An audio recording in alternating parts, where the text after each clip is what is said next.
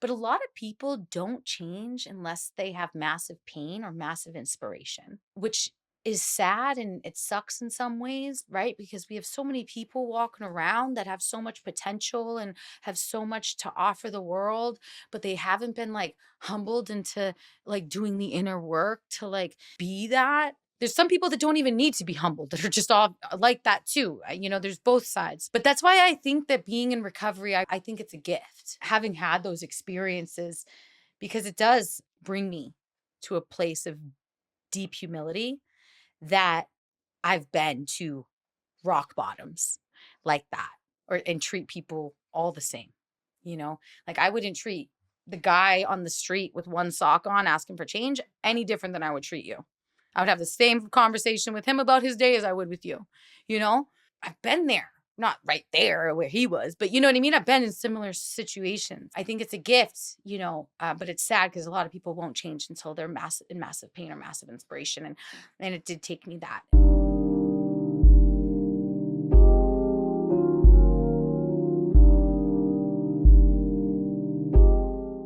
Hi, everyone, and welcome to the Sam Dever Podcast, episode 133. In this episode, I speak with life coach, hypnotherapist, and yoga teacher, Jenna Rose Mackenzie. This was an incredible conversation. I can't wait for you to check it out. To watch this podcast, be sure to subscribe to our YouTube channel at youtube.com/@thesamdeverpodcast. To listen to this podcast, be sure to follow us on Spotify and Apple Podcasts. Here's my conversation with Jenna. Jenna Rose Mackenzie, welcome to the Sam Dever Podcast. Thank you, Sam. Wow, so grateful to be here. Oh, it's so grateful to have you. So grateful for the gift that you brought. Peaceful warrior. Yeah. I love that. I feel like that spoke to me. And what exactly was this that you brought here, this tea? So two of my really good friends, they started this beautiful luxury tea brand called Arcana Apothecary. And one of my favorite parts about the tea, not only is it, really good quality, ethically sourced, fair trade, organic, and born from the belief that nature is medicine by some of my friends who I've sat in many ceremonies with.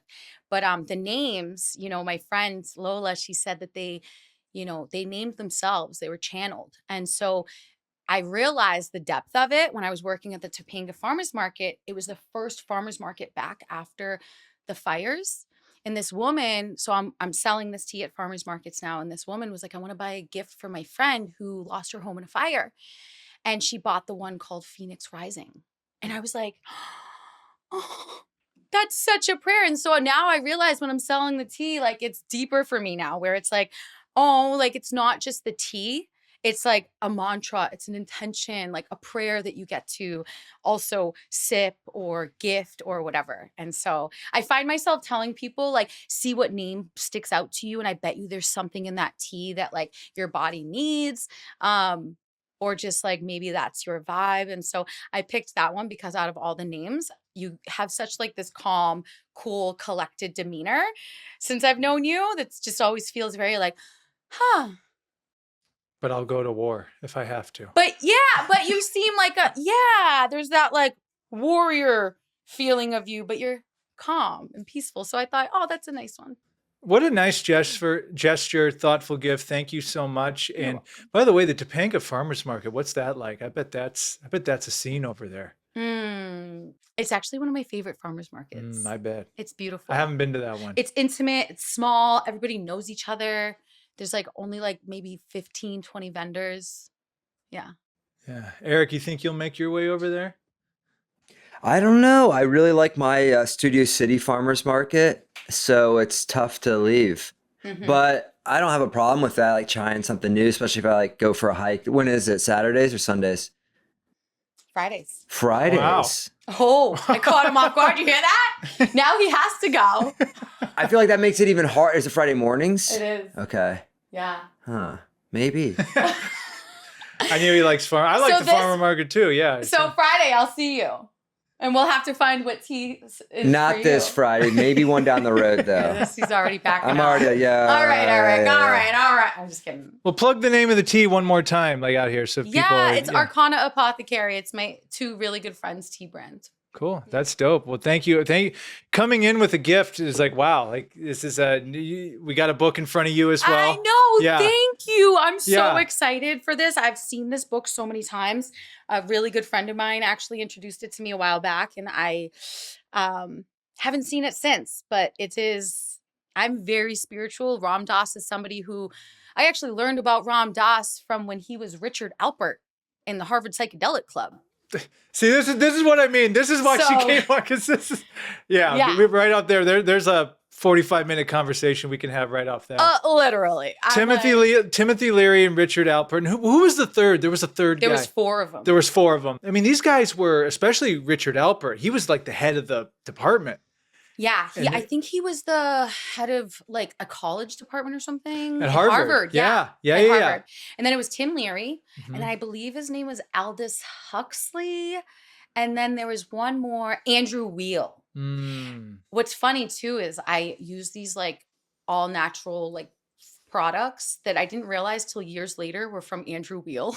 Origins. I don't know, whatever. Anyways, and I remembered back to reading that book, which was the very first book I found after my big, huge spiritual awakening like 8 years ago. So it was actually really cool reading that book and realizing, oh my God, this Harvard Psychedelic Club, I lived in Boston at the time, right next to Harvard. So I was like, oh my God, like it was. Oh, that's right. You are from Boston, aren't you? Yeah. Wow. And again, like to catch the viewers and listeners up too, like I met you at the yoga studio. Mm-hmm. And, I'd be checking in for class. You're a yoga teacher, phenomenal yoga teacher. Like your energy in class is like incredible.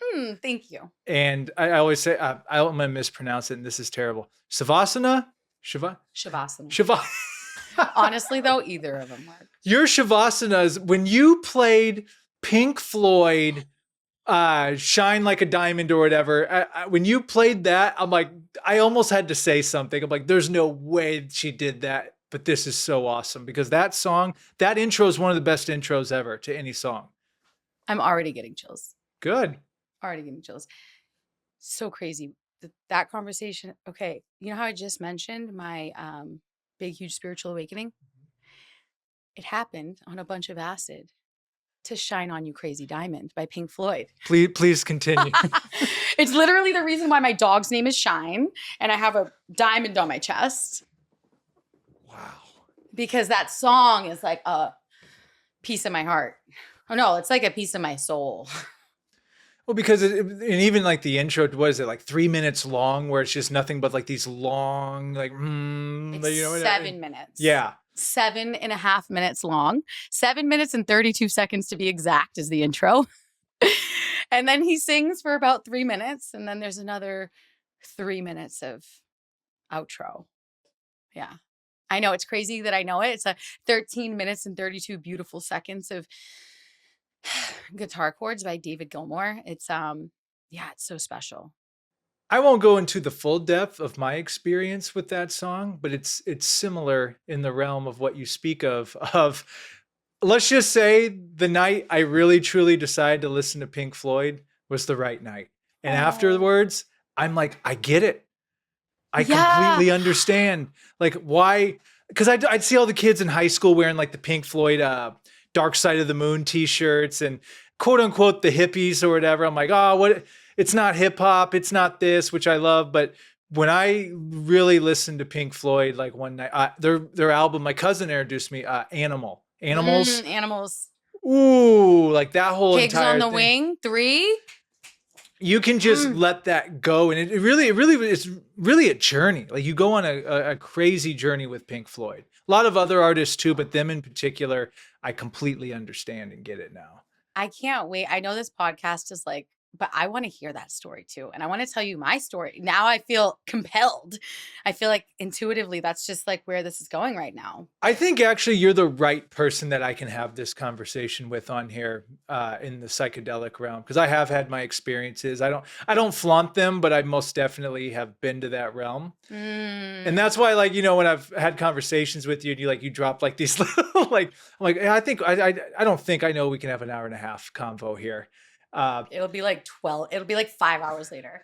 I will shout out real quick. And one time during the core part, during yoga, you played Sweet Child of Mine by Guns N' Roses. Oh, you remember that? I remember that because you created a feeling. Like music creates a feeling. Yes. And I remember after that class, because I hadn't heard that song in a long time, like, man, I went home that night and I was cleaning or whatever, and I had it on repeat all night. Shut up. Oh my God, that makes my heart feel so happy to hear that, Sam, because like Yeah. I use and it all truly kind of comes from that experience I had with Shine On You Crazy Diamond and finding myself and whatnot. But I use the crescendo of, music, because music really that's what the story is about. That music taught me how to feel. I mean, that song taught me how to feel. And so, yeah, my classes, I really, um, I really found my style is like using the crescendo of the music and the lights and the heat and my tone to like build that impulse. And that's kind of what my yoga brand is now about. Like the joy flow experience is what you've got to experience in those classes where you're like, you feel that, I make you feel something, and it's because I remember, I forget whose quote this is, but people will forget what you said, they'll forget what you did, but they'll never forget how you make them feel, and that's like my goal in my classes. It's like make people feel something deeper than just, a really hard half pigeon. Well, I have to say this because I have done more yoga in this past year. Like I'm averaging probably 2 to 3 classes a week now.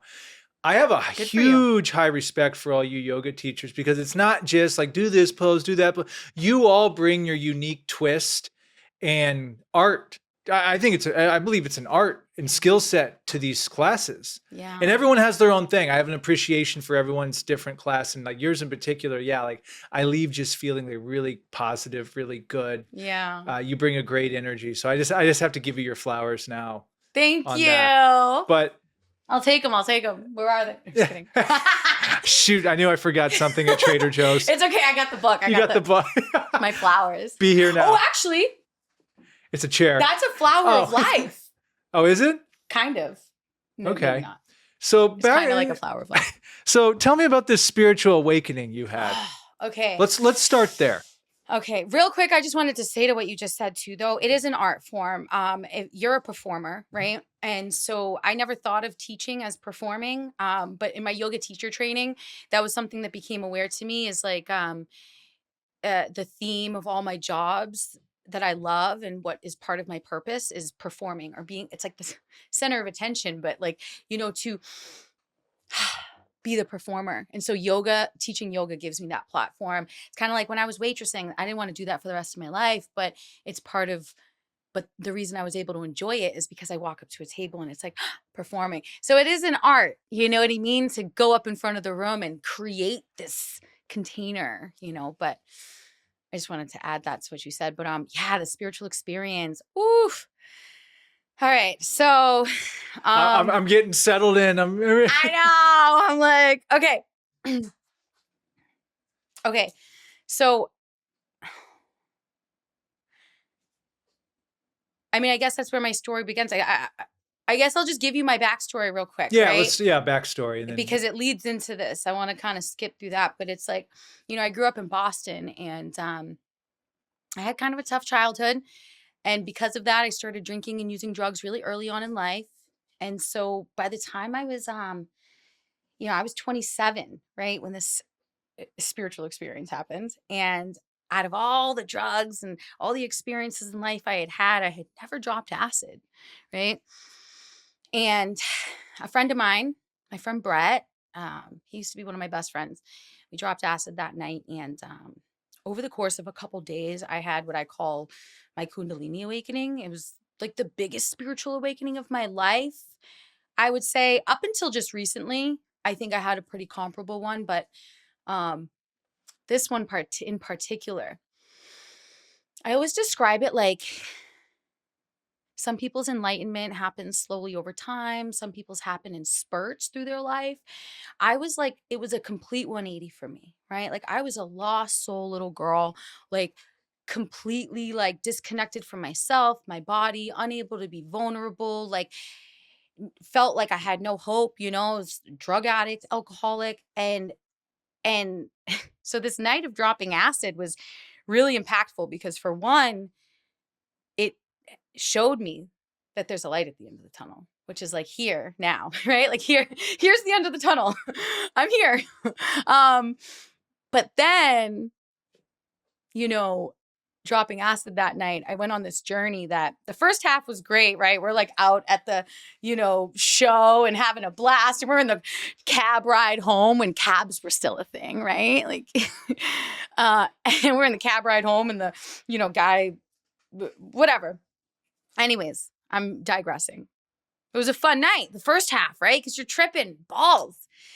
And then you get home and you're in that second part of the trip where it's a little more introspective. And I had grown up on rap and hip hop my entire life, right? So I was 27 years old. And the only thing I'd like ever got down to, ever vibed out to was rap and hip hop. That's what I grew up on, right? So, and I grew up in inner city Boston. So my boy Brett, we're all laying around, just sprawled out around my room. Mind you, I had a lime green room. Okay. How old was I? 27. Yeah. Lime green walls. And he puts on the Shine On You Crazy Diamond album, the Wish You Were Here album by Pink Floyd. And so I don't know if you probably know this, right? But maybe the viewers don't. But this album is, like you were saying earlier, right? It's really special. Pink Floyd, they're a journey. This is back when albums were meant to be played on a loop, right? So Shine On You Crazy Diamond parts 1 through 5, there's actually parts 6 through 9 is the last song in the album. So when you play it on loop, it's actually one long big song, which is not really a detail that's necessary, but kind of interesting. A lot of people don't know. Anyways, so he had this album on, and I just remember sitting up at one point and going, what is this song? What is this? I need to know what this is. And I was having a really big emotional experience. And he's like, chill, I got you. I'll replay it. And he puts it back on the beginning. And Sam, it was like the whole story of my life was just, the song was like the soundtrack to my life. And I watched my whole life go by, right? Some parts I laughed, some parts I cried, some parts were painful, some parts were exciting, right? And, but I just felt this song like so deeply. And I had never felt that before. And I actually realized, so like, I had said like my whole life, I was kind of this lost soul and like in a really dark place. And, this experience of hearing Shine On You Crazy, not hearing, of experiencing the guitar chords of David Gilmour in Shine On You Crazy Diamonds, that mixed with the immense amount of downloads about realizing that everything I had ever known was a lie, and downloaded with the truth of my existence, how and why I am the way I am, and how and why the world is the way it is, and all of these new truths. And I was like this baby bird in the world. I was like broken open. Like I had to relearn how to live life. I was like blasted open. And so when I said earlier, it felt like, some people's enlightenment comes slowly over time. Mine was like a 180, right? Like I was just like blasted open. And so reflecting on this experience, I realized that experiencing Shine On You Crazy Diamond was actually for me the first time I had ever felt true vulnerable feelings, like to anything ever. And I was 27 years old, 26, almost 27 in a couple months. And then so it's crazy, because I was a drug addict, alcoholic, like I had numbed all of the pain of my childhood from 10. So I didn't know what it meant to like feel. And so because of David Gilmour, and he's still my favorite guitarist till this day, I learned how to feel like actual vulnerability, actual feelings. And then it's crazy because then that started my journey of like, I said that's kind of where I saw like the light at the end of the tunnel. And I realized, oh my God, like I do have so much potential and like I have so far to go in life. And so it was like really hopeful, but also it was the beginning of learning how to feel feelings. And so I taught myself how to feel true vulnerability through music, through Pink Floyd, really, uh, for a few months. Until then, I started finding all the other real music that I had been cut off from my entire life and not found, like, Guns N' Roses and, all the oldies. I had never, I mean, I had heard the oldies here and there, but I had never felt them or vibed out to them. Like the most was like Jackson 5 on tape cassettes when I was a kid with my mom, or Bruce Springsteen. But other than that, like, it was all rap and hip hop. So then here I am now experiencing, feeling true vulnerability and feelings and teaching myself through hearing real instruments for the first time, right? Like feeling them. And so, that was the beginning of the last 8 years of my life. I'm smiling because, and this is about you. We won't make this about me, but No, please let this I be. relate to you because I believe I was 27 on my first experience, one of my first experience. It's crazy, the synchronicity. Same type of like, oh my God. Like, I love how Steve Jobs would always say it. Like he said it was important to know that there was another side. Yeah. You can't be doing that stuff full time and get stuff done, but like to dabble and be like, oh my God, like I'd never seen that perspective before. I was laughing because I have an exact memory of picking up a Sgt. Pepper's Beatles album. Again, huge hip hop guy, huge rap guy. But when I was in that state, I literally saw the Beatles album, Sgt. Pepper's, start to move, to come alive. They were dancing on the thing. I go, whoa, my God. And then we started listening to the music, and I'm like, oh my God, I get it. I get it now. I get it now. I get why these, like, the just like, I get goosebumps even talking about it because I'm like, this is what they, like, our parents' generation, even maybe probably some grandparents' generations, was their bag. And a lot of them probably were dropping LSD and at Woodstock. Yeah. But you can enjoy that music without that. But of course, there is a certain experience of experiencing that. I was lucky enough to have the right people around me that were responsible and showed me to do things in a safe setting and things of that nature. But it did. I actually credit that time a lot to a lot of my artistry. Probably, like, is it just it just opens up a portal to a different way of thinking. Yeah. I would say. Portals. Yeah, you downloads from the universe, as somebody told me. And I started smiling a little bit earlier because you go, oh, we went out, we were at the cab ride, and then I got home. Why I started laughing, because when my very first time I did it, you'll appreciate this. Went through the whole, like, oh my God, there's a deal. Like, I honestly, the Lucy in the Sky with Diamonds music video. Uh-huh.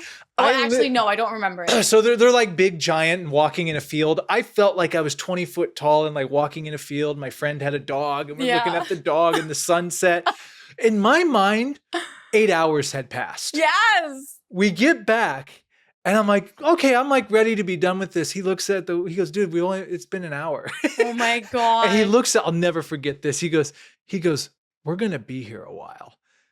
It's a long ride, Buckle man. in, bro. So buckle up. But those are some of the moments when you get to like the end of those experiences and those moments where that's where the uncomfortableness really starts to creep in. And I'm a huge advocate. You should, I wouldn't do any of these things if you're not in the right mental state of mind, but, of course, but there can be a lot of benefits from being in that uncomfortability, having all those skeletons that you've buried and don't want to face come to the forefront.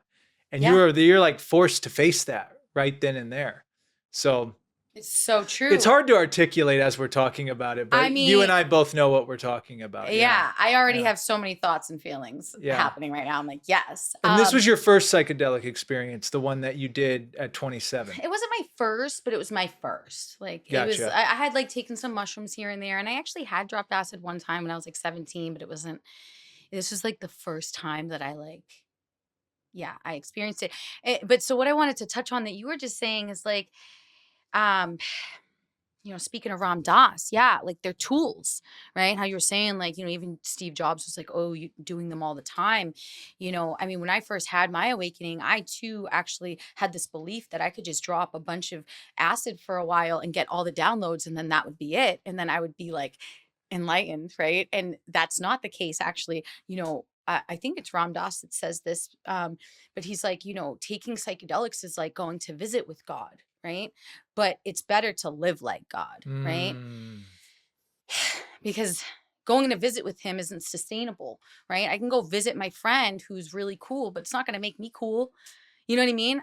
I got to start embodying the things I like about that person, right? And so it's kind of like that. So we use these tools because they are tools and they are gifts, right? That they help blast open aspects of our neurology and create these new synapses and in our brains, and connections that you know is that are helpful catalysts, right?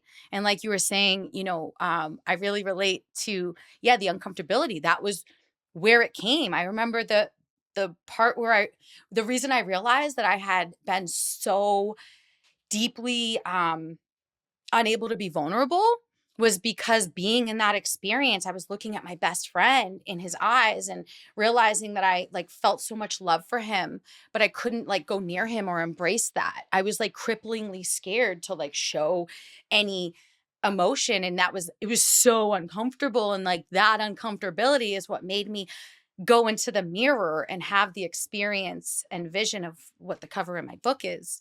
But yeah, they're tools, they really are. Something I wanted to tell you just because it came up earlier and then you were laughing, but the experience that I like skipped over that I love, because you talking about you and your friend and how your friend was like, it's been an hour, bro. The fun times, man. And just getting it. My first night in that cab ride, right? I was a nutcase. Like, how I am. My personality is all, bah, right? I'm like, I get excited. And I've always been like that. So, here I am on a bunch of acid coming out of some show. And we're in the cab. And my boy's trying to pay the cab driver with the $20 bill. And I keep snatching it out of his hand and going, money's not real. And I was convinced that whatever my boy was trying to give to this guy, that it was like so disrespectful and fucked up. And we couldn't pay like that. That money wasn't real. It was so funny. I'm sorry. Can I swear on this podcast? Absolutely. Okay. Anyways, that was the experience of that. I wanted to just throw that in, but yeah, they're tools. They're not sustainable.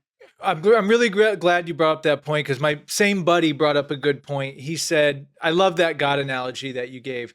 He said, look, it's cool to travel to space, but you can't be a full-time astronaut. And I think that's where because I think with some, and again, people live your life how you want to, but I think some get too obsessed with it. Like, oh, we need to do this all the time. It's like, no, because I'll share another personal story with you. The last time I've ever done any of the psychedelic stuff, because I've had some beautiful psilocybin experiences. Like the first time I ever did psilocybin, I truly met God. I felt in that moment. Like it was profound. I don't even know no words, but so, and then throughout time, like I'd have another good experience. And I'm big on just close your eyes, Terrence McKenna style. Terrence McKenna was shut the lights off. You don't need to go, like, stay in your room because it's all going to happen up here. Well, I do this one time experience and I had never gotten sick ever doing them. And I actually got sick on this time, just threw it up. And it just wasn't good. It just was. And I realized what happened was when I went there was this brief blip of whatever that is, entities or whatever you want to call it, that told me, hey, buddy, you've been here before. Why do you keep coming back? We gave you the blueprint. We told you what to do. Why do you keep coming back here? And they literally just sent me out and like no visuals, nothing. Yep. And I haven't done them since. That's a rough one. Because you have to do the work. Dude, integration, right? And, Charles Bukowski said, once you get the message, hang up the motherfucking phone. He didn't say motherfucking, but, once you get the message, hang up the phone. Yeah. And that's why even today, right? Like having a relationship with, and maybe you can take something from this, but like, having a relationship with the plant medicines, right? They're spirits, right? And so the same way you have a connection with God or with, someone that's passed on, or even another human spirit, right? The plants are spirits, and when you develop a, relationship with it, right? Then you can start to tune in when they call you back. And this is common, like with ayahuasca, for example. You know, I've sat with ayahuasca a few times, and I had a similar experience to you the second time that was like, girl, you got everything that you need. And then we go through life. We integrate, we heal, we expand, we grow, we hurt, we break, and then we're new people. And then maybe they call back. And I actually just got the call from Aya recently. And so I'm actually in preparation for ceremony in a few weeks, but I had to wait for that call, and I had to be really sure. I had to really go inward and be like, am I doing, like, what's my intention? Am I doing this because I feel there's something that I need support with, right?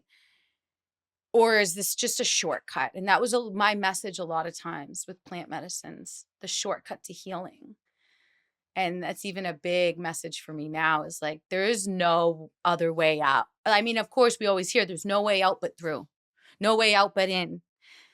And it's really true. Not only is there no way out but through, or in and through, and there's no substitute for time spent in that journey. You can't rush the journey. You can't rush the process, you know? So yeah, I don't even know where I was going with that. No, I think you bring up a brilliant point. That I love that. There's, you have to ask yourself, why am I doing this? Am I trying to look for a shortcut? Someone put it once, they said psychedelics can be a revolving door. Yeah. And that's kind of how I felt with me. I'm like, oh, we're just going to keep having these good experiences. And it's like, no, man, like you got the message. Maybe it'll come your way again one day, but quit seeking it out. Yeah.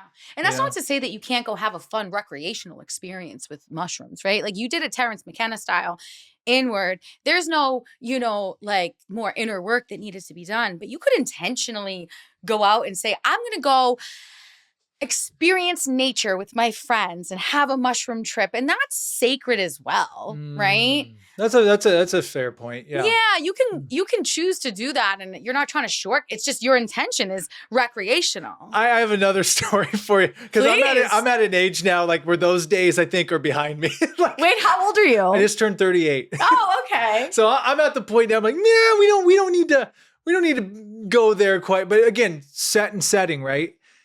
I'm never going to say never to whatever may present itself. If it makes sense, all right. But that's how I am. I have, the person will know who I'm talking about. I'll keep it as long story short. One of the most profound LSD experiences I ever had. I will not name even the state. It was in a mountainous region. What happens there stays there. So now I'm guessing in my mind. I'll tell you after we're done, because it will reveal who I was with. But we got dropped off downtown in this city. Yawning. I'm just sorry. We got dropped off downtown in this city. And we were going to take a train to this nearby town that was like beautiful, like a bunch of nature stuff. Mm-hmm. And so we both take one. And, it takes 45 minutes, whatever it was, to kick in. And we find the train just in time, because we couldn't find it. We're like, where's this at? It had nothing to do with what we just took. We just couldn't find it. Finally, as soon as I remember taking one step on the train, you start to feel, oh, okay, we made it. So we're on there. I'm journaling. I like to journal a lot, like ideas and things like that. And I looked at my buddy, and he had sunglasses. He does this, like holds up the peace sign. And I'm like, yeah, brother, peace, love, happiness. And he's like, no, let's take two. So we both do it, and we get dropped off in this town. And in our minds, this train was going to take us to the center of town, and we were going to be right amongst the people. It took us to like the outside of town, we were in like the worst possible place you could be. Oh my God. And it's kicking in hardcore. Like I'm talking hardcore. And it was like the one time I'm like, this was a huge mistake. Like Oh my this God. was terrible idea. Like blah, blah, blah. I'll save the getting through that experience. But next thing you know, we're walking, and I'll never forget this moment. It's one of the most craziest moments of my life. I'm walking. I hear this mountain bike zoom past me, like zoom. Mm-hmm. It was almost, what's his name? The inventor of LSD. He discovered it while he was on his bicycle. Yeah. Hoffman. I look up and like follow the trajectory. And as I look up, we had crossed to the valley, and I get goosebumps even talking about it. Snow-capped mountains, blue sky, swirling clouds, dark green trees. And it was just like, oh my God, it was like the most beautiful experience. And as we're walking down, I had, I felt like I had made contact with my deceased grandfather at the time. Like I had gone back to like, people are going to just call me loony for this, but like, all of a sudden I just started seeing history in time, like the dinosaurs, everything, like, those time lapses in movies where they show like how evolution and all that. It was kind of like that. And then, then it calmed down from there, and it was a fun rest of the day. But it was just like, again, I'm trying to explain it. You can't explain it. Like there's no I think that words. You just said people are going to think I'm loony, right? But these conversations, right? Like being blasted open to these experiences, like you thought y'all had been brought to the wrong place, but you were brought to exactly where you needed to be in nature, right? And then you had this intimate experience with yourself, with nature, with your friends, right? Like that's special. That's expansion, right? And so it's even funny as an NLP practitioner, I'm hearing you say people are going to think I'm loony. There's a fine line between genius and insanity. These conversations need to be had. And we're not the loony ones, right? We've all been, and this is why I think these drugs in this day and age are so important too. These medicines, I mean, they're drug too, but they're medicines. Why they're so important is because, you said something earlier about like back in the day, and I remember wanting to say this, but it's like, we live in a time when everything is built to distract us from ourselves. I mean, literally, like there are billions of dollars worth of algorithms that are created to keep your focus in your phone, right? Your focus is worth billions of dollars, right? That's why I'm so big about meditation and cultivating focus, because I feel like I'm all F the government, right? I'm like, take my power back. Whatever carrot I need to sit on my freaking meditation mat. But it's so important in this day and age. There's billions of dollars being funneled into taking us outside of ourselves, right? And so especially in times like these medicines that give us these experiences of going inward, of being with ourselves, of learning how to create more intimacy with ourselves and the world around us, right? Like this is the leadership, right? We're the way showers. These conversations, people might think you're loony for a second, but they need to hear this stuff. We wake people up by having these conversations. And our parents and grandparents, they didn't have it, I think, as hard in terms of distractions, but they had it harder in terms of conditioning, right? And so, of course, things change over the years, and every generation has its time,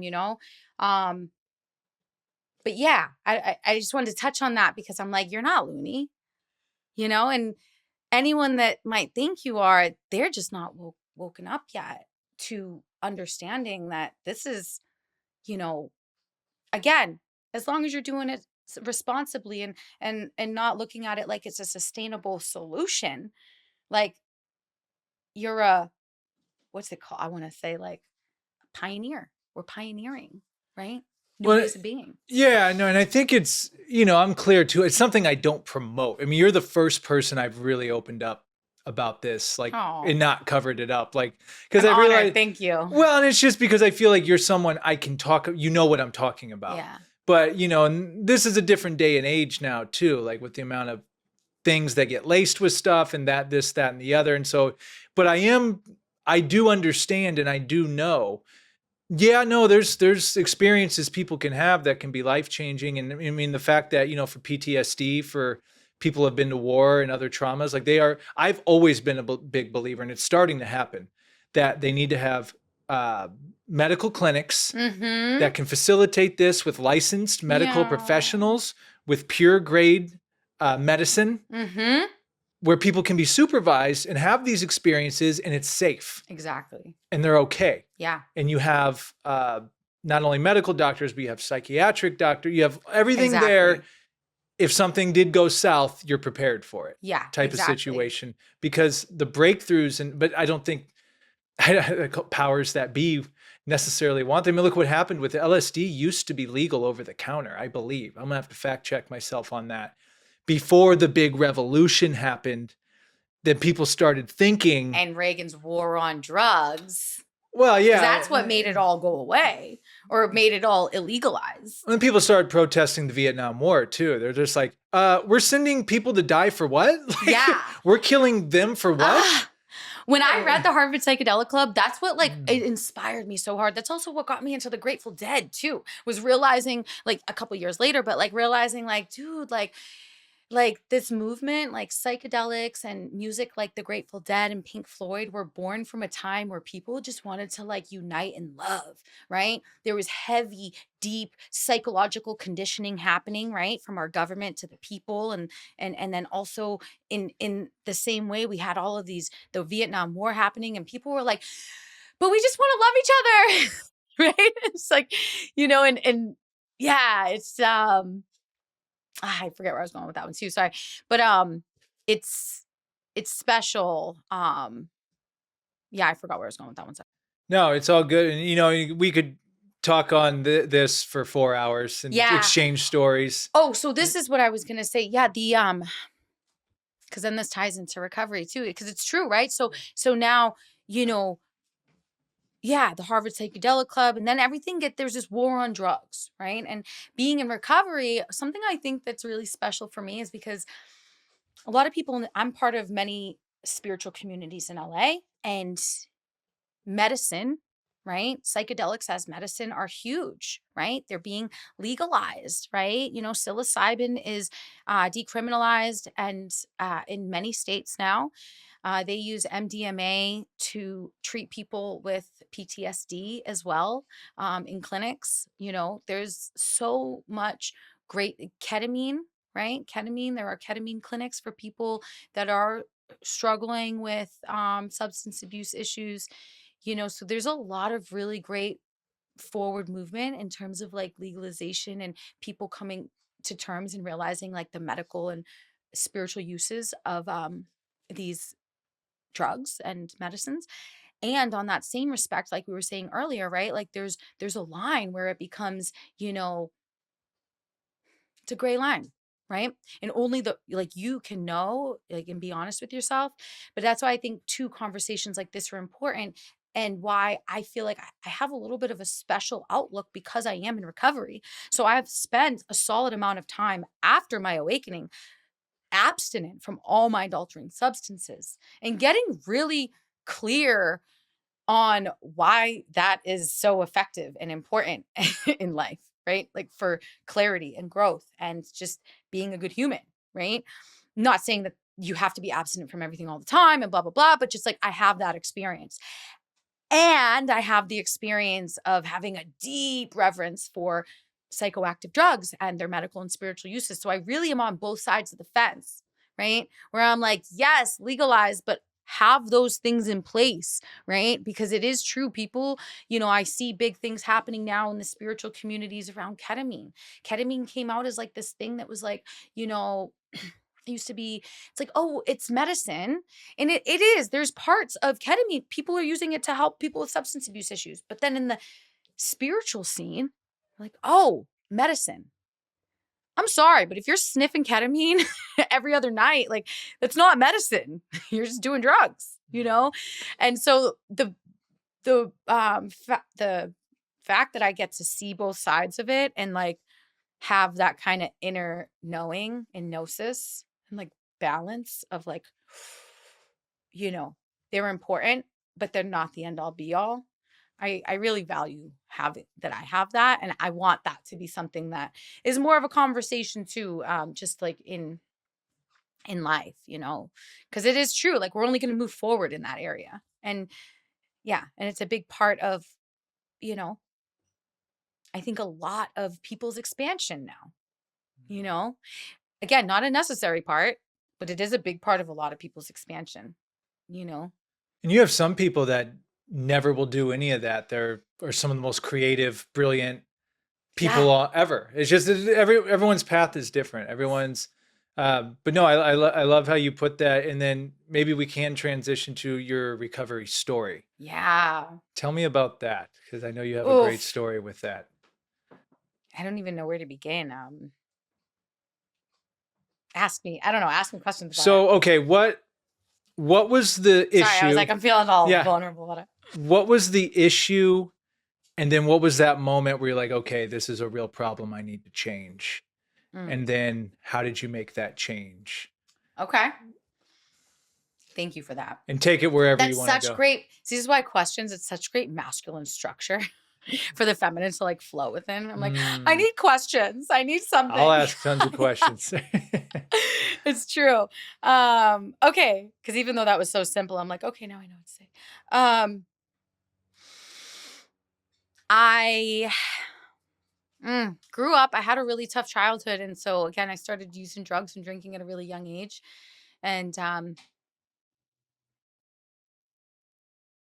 cope, and so there were many hard drugs and alcohol. So, I mean, I'll be honest, it was heroin and alcohol for me were the things that brought me to my knees. Um, I would have done like any drugs, honestly.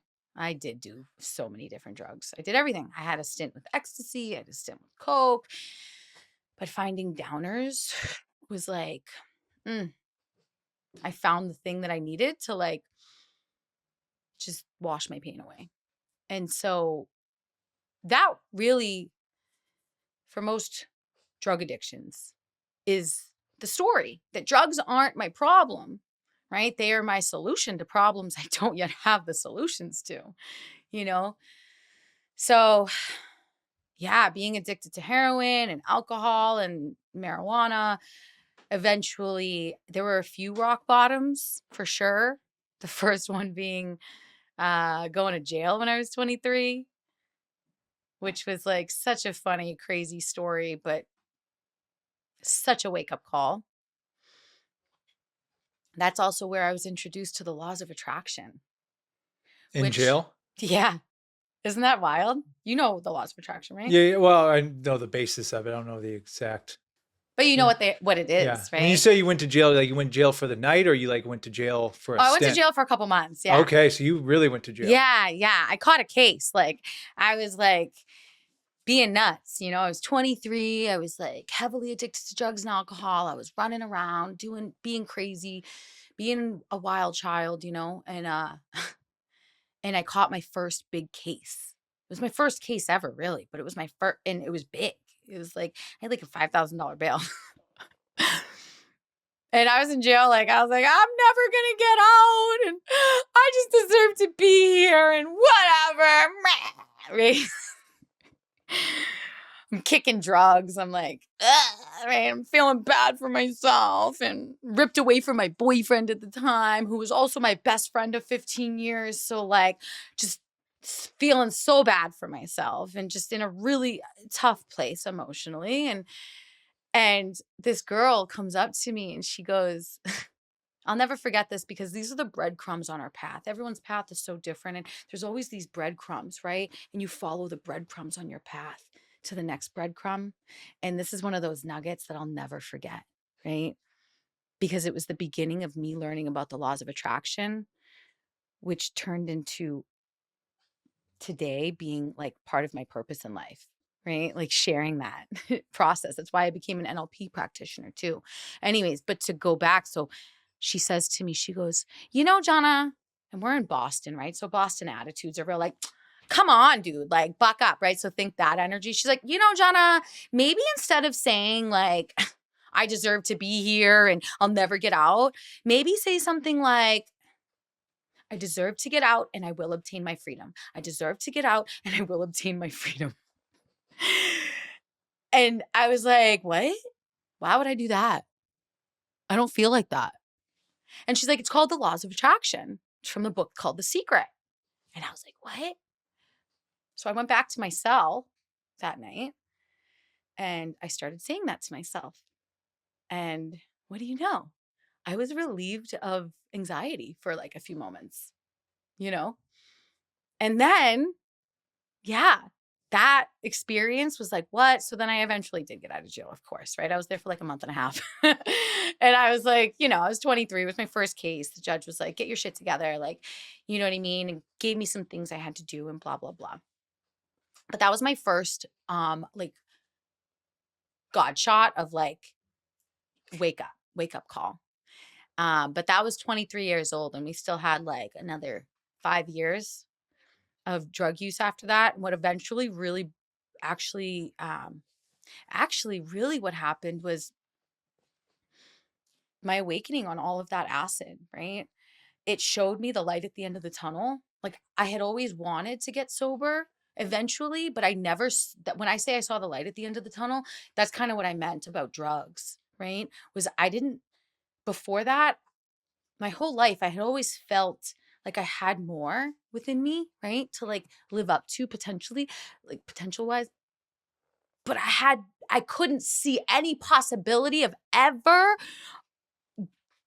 crossing what felt like a threshold to get there. And dropping acid that night was the thing that did it for me. And it also blasted my path wide open. And my path after dropping all that acid was like, and this is in one of my poems, my poem book, but it was like puzzle pieces laid out before me, like Moses walking on water and never falling in. I just took one step and the next piece was laid out. I took one step and the next piece was laid out very quickly. So after that acid experience, here I am. I'm still a heroin addict, still an alcoholic, but like I see now hope to get out of this life. And I get this job that basically valued me so much because I was so good at it. I've been in sales my whole life and I had a lot of experience doing this particular job, face-to-face fundraising. Probably explains a lot of my personality. You know those people on downtown city sidewalks? They're like, "Hey sir, how you doing today? Come talk to me." Nice to meet you. They hang outside the grocery stores too. Yeah. I used to do that for a long time. Anyways, but they really valued me because I was really good at it. And so they moved me to California because I was like, this is my dream to be in California and I'm going to go. And they were like, well, what if we send you there? So they sent me to California. And ironically, I don't know if this is like too detailed, but like I get to California and like I still was like kind of doing drugs, but like wanting to stop. And God shot, couldn't get higher on the heroin out here. I just got sick on it. So I had to quit, but I was still drinking. A year later, I got a DUI up in San Francisco. And that was the beginning of like truly, truly, truly realizing, fuck, like I really have a problem. Because I thought, okay, the heroin's done, whatever, right? Alcohol and weed were still a part of my life. And, I consider myself a caring person. And the nature of the I like laugh now. Super traumatic. But the nature of how it went down, this DUI was like intense. Like it's not just like a regular DUI. You're like swerving. It was like I almost hit a lady and her kid in the crosswalk. I had no idea, no recollection of it. I was told that later on. Come to a screeching stop. Scary as fuck, right? Like that could have been a way different trial, right? Somehow parked my car on a hill with my brand new puppy in the back seat, right? Who's like 6 months old. And I somehow park, I fall asleep at the wheel with the car running and on and in drive. And the cops had to get me my attention and get me out of the car. They had to break the window and pepper spray me. So I come to on the sidewalk, like, what? And that was the beginning of like, after that, I was like, holy shit. Like, I could have killed somebody. My poor puppy, scared. She almost got taken away by the freaking, I mean, I saw the animal control pull up. Like I'm kind of funny with cops when I'm drunk, right? So like I come to on the sidewalk all, but why? My eyes are burning. But why? And finally I'm like, what the heck? And I'm joking with the cops and talking trash with them, right? I'm being funny. And then I see the animal control pull up and I start screaming and crying. I'm like, no, not my puppy, please. My friend was, thank God, coming down and that didn't happen, right? My puppy did not get taken away, thank God. But like that could have happened. And so, yeah, that was really like, I'd say the rock bottom of all the rock bottoms, you know, was realizing like I've been tricking myself. And yeah. And then I came back to LA a couple days later. I had this case I had to now be going up to San Francisco for, and dealing with the repercussions of that. Um, but it's like a lot a lot of people, they don't, and I hate that I'm one of these people too still, even though I've known it for so long. But a lot of people don't change unless they have massive pain or massive inspiration, right? Which is sad and it sucks in some ways, right? Because we have so many people walking around that have so much potential and have so much to offer the world, but they haven't been like humbled into like doing the inner work to like be that. There's some people that don't even need to be humbled that are just all like that too. There's both sides. But that's why I think that being in recovery, I think it's a gift, right? To be in recovery from and having had those experiences, because it does bring me to a place of deep humility that I've been to rock bottoms, like that, right? That make me remember that like or and treat people all the same, like I wouldn't treat the guy on the street with one sock on asking for change any different than I would treat you. I would have the same conversation with him about his day as I would with you, you know because I'm like, I've been there, not right there where he was, but you know what I mean, I've been in similar situations. So I think it's a gift, but it's sad because a lot of people won't change until they're in massive pain or massive inspiration. And it did take me that. And I see this happen throughout my life still, where I might get a message from the universe that's like, do this thing, but I'm real stubborn and hard-headed and I want to do things my way. And I want to just hope and pray that it's going to work out the way I want. Right. Cause like I willed it to, but then like in the end of the day, I somehow end up in a massive, painful thing that catalysts me to want to make a big change. Oh, that hits. Oh, That I'm in hits. it right now. I'm in a deep portal in that right now. Mm. Deep portal. Has the thing happened that has hit that has inspired you, like gotten to that pain point, or Yeah. is it something that that's coming? No, no, no. It's something that happened. It happened. Yeah. Okay. How I was saying earlier, where I was like, I had this enlightenment, my big spiritual awakening years ago. I had another huge spiritual awakening like a month and a half ago, completely sober. Yeah. So, no, this is all great. So I don't want to get us too. Uh, you've had the come to Jesus moment, if you will. Like, okay, I got to stop. Yeah. What was that like stopping? And like, what made you stop, and what made it so you didn't go back? Mm, that's a really good question. For me, well,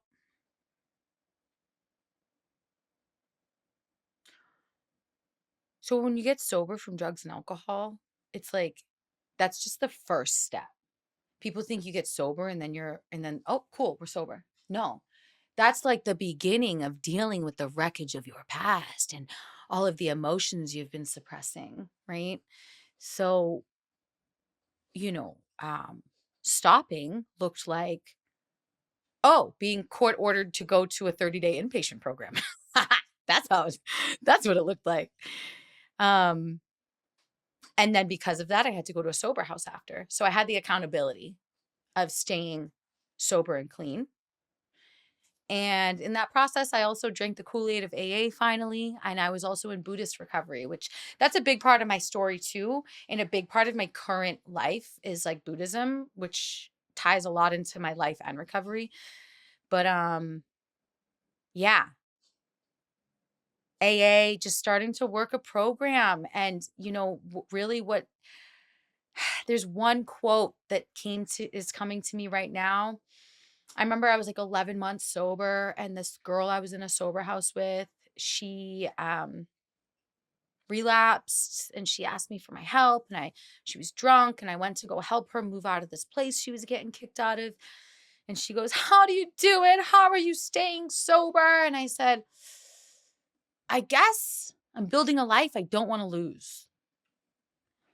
And so if I feel like I want to drink or do drugs, that means there's something about me or my life that I don't like, that I'm not happy, that I'm deeply unhappy with, and that I need to work to shift that perspective or that part of my life or that part of me so that I can stay away from it. Honestly, though, when it comes to staying away from those drugs, because I did, after 3 years of abstinence, go back to sitting with plant medicines and smoking weed here and there, which I'm not a fan of. I mean, I deeply love her, Mary Jane, but we're just not a good couple. But honestly, too, my spirituality, like, being like someone who is really tapped into frequency and vibration and energy. I mean, those are 3 words that are like at the top of my vocabulary, right? Like, you'll hear me say, that's why when you said portals earlier, I'm like, I like it. We're tapped in, turned on, tuned in. Let's go, Sam, right? Portals, we're entering one right now. Just kidding. But like becoming spiritual and being so tapped into frequency, you learn alcohol. They're called spirits. Alcohol, drugs, they all have a frequency, and they lower your frequency. And let's even say, so one could argue that it's a different frequency and you can use it for stuff. And that may be true too, right? We've seen some of the best musicians of all time, right? Jimi Hendrix, fucking Woodstock, dude, going for it, right? And so it's not to say that you can't access, stuff there too. But like authenticity is clarity and sobriety. And I think I got really passionate about authenticity. And I also convinced myself that I want to keep on hiring my vibration and like ascending, and that, drugs and alcohol are just going to lower that. So I never wanted to go back to either of them. I've had thoughts of drinking actually here and there, but it's like not worth it. I also play the tape for it. I know how I used to be. And I'm like, not cute. Not cute at all. Thank you for sharing all of that. And I love how you said, building a life that you don't want to lose. Yeah. And Eric, do you have something over there? Well, I was a little, the Jimi Hendrix thing is, he wasn't originally on the drugs. Like, he was a fantastic musician. Like, I studied him extensively. Oh. So, and like the rumor is that like people slowly started getting him to do more and more, and then, he overdosed. But like, that talent was there. It wasn't the drugs that made that talent. And even Eric Clapton and other guys talk about it. Like, people think they're better when they're on the drugs, but they're still, and maybe in some regards they're able to be a little less inhibited or whatever. Like, I can subscribe to that, but these guys still have the talent. It's not the drugs that's doing it. I just want to piggyback off of what you were saying with that. Totally. Thank you. I was trying to skip over that part because I didn't want to digress too much, but sure. But you're right. No, but that's the part that I skipped is like, they are authentically talented, right? And maybe I know that because I've accessed, right, that feeling of being on that drug, I know what that feels like. And there is like this deep, like, like martyr to the pain that's accessible, that is helpful as an artist, right? To know how to access that emotion, to know how to access that within yourself, right? And so I guess that's what I meant. It's like, oh, maybe it's beneficial for, artists if if you have had that experience. And yeah, it's again not their authenticity, because even like you said, people would tell them that they're not, they were good already. Right, exactly. And them playing and being good as well when they're on it, it might be good, but it's not their authentic good, I don't know. Well, I'm and kind of also, on a tangent. it's like, as far as the authentic, sometimes when you have those good feelings while you're participating on a substance, you kind of like see a portion of yourself that you, at least for my understanding, for myself, is like, I like to see myself bring some of those qualities out sustainably, like in like real life, without having to rely on the substance to get there. Yes. And so sometimes you're just chasing that because, like, oh, you feel like it's like your authentic self in a certain way. Yeah. But then you're like, well, now I need this thing to access it. But really, that's already part of you. Yes, that reminds me of something someone said to me recently that I love. Sorry, I know you're like wanting to Oh, dive in here too. I'm good. Yeah. But that substances, right, they give us access to these new frequencies. And once you feel the frequency in your body, it's a part of you. You don't need that drug to access that frequency. And this is big in the like plant medicine world of like sitting with like Aya and stuff, and even mushrooms, right? Is like, like it gives you a blueprint, an embodied experience of what that frequency is like. And now you get to go out and learn how to experience that frequency in the physical realm, But it's always been a part of you, like you said. Exactly. And I actually, even taking drugs out of the equation, sometimes validation like will help. So let's say, if someone gives you like the right, a compliment, or it's like your romantic partner, they make you feel certain good. And then like now you're kind of walking in a new confidence, but like really that confidence is already in there anyway. It's like, but we just have to learn to not need that validation externally. So it's like, whether it's a drug or whether it's somebody else, like really it's all a journey about learning about yourself and accessing these beautiful qualities that we already have. That's deep, dude. That's a clip right there. Yeah. That's so That's freaking beautiful, deep. Eric. Oh man, that hit home with me just now, like on a few things. Yeah. I'll never forget a nugget of information that my friend said to me, who was giving me free hypnotherapy. And he's the reason why I became a hypnotherapist, because my work with him changed my life in my relational world. I had just gotten sober, hadn't had a boyfriend in like 8-9 years or something, right? And I said something to him, and so I started working with him because he needed a practice client. But I kept saying, I need to find courage. I need to find courage. And he said, courage lives inside of you. You just need to reach in and use it. And I never forgot that, because it's true, right? It's like we might learn concepts that help us access more of that courage, but it's already in us. I might learn concepts to help me access confidence, like breathing into my solar plexus and pulling my shoulders back gives me some confidence. It's a tool, but that confidence energy was already there. I just had to cultivate it, So I love that. Thank you for speaking on that. Yeah. Eric. Well, That thank you special. for laws of attraction here. It's like you brought it out of me, Yeah. Yeah. So thank you. How cool too that I brought up Jimi Hendrix, and you've done. Oh, extensive... he's my favorite musician. Like, I think he's like the best since Beethoven, but I'm biased. So yeah. That's how I feel about Gilmore. Well, there you go. Yeah. One thing I would give you your flowers on, and I've known this since I first met you, but I really appreciate your ability to connect as a human. And I know that sounds really simplistic, but what you say, like these building algorithms, and when you go out in public, people just don't want to interact. And it's not even, I just think we're getting turned off. Like we're literally shutting off a part of our biology and the way we tick and the way we're supposed to interact. It's getting shut off because we're sucked into these phones. Oh. So much so. I got to make one comment that you said, because I had someone very wise tell me about, they go, you know why they call alcohol spirits, right? They go, because it's spirits. They're entities. I'm telling you, and it's happened to me before too. I don't drink anymore, but back when I did, it changes people. I watch it, like, because now when I'm in and I don't come from a place of judgment. If someone wants to have their drink, have your drink, but you can watch the change happen so easily. It's very interesting, like these little things that we just think are fun and playful. Like, no, there's some deep meaning to that. Deep when you think about that. And I mean, that's just the surface level realization of how people change.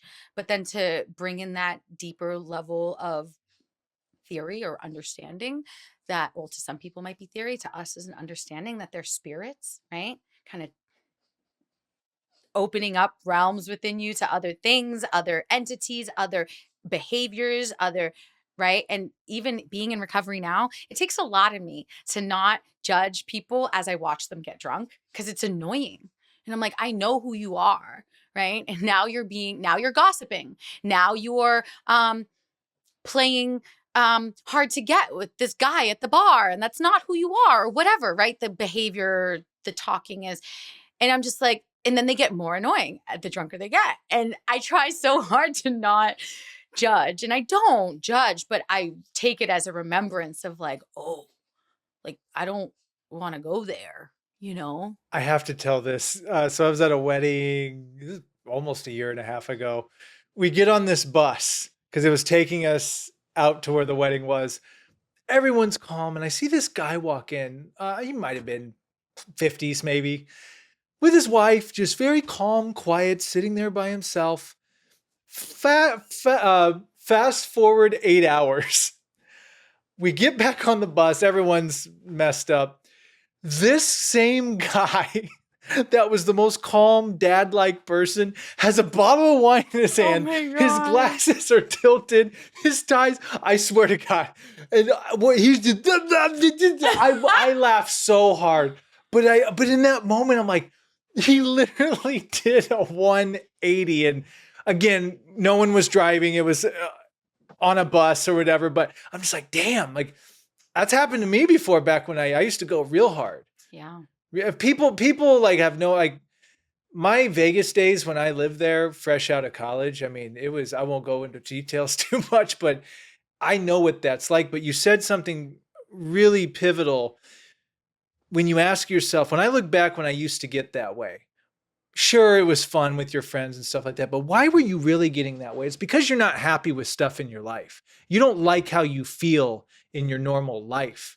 And it doesn't have to be drugs or alcohol people turn to. People turn to porn. People turn to fast food. People turn to video games. Laziness. Scroll. And that's what this has literally become. This is a new drug. It is. I'm even keep myself accountable. There's nights where, dang, I could have banged out that extra work for 30 minutes, but instead I decided to get sucked into TikTok watching LeBron James highlights. Like, totally. It happens. Totally. It happens. And we're human, right? Yeah. Give ourselves grace. Yeah.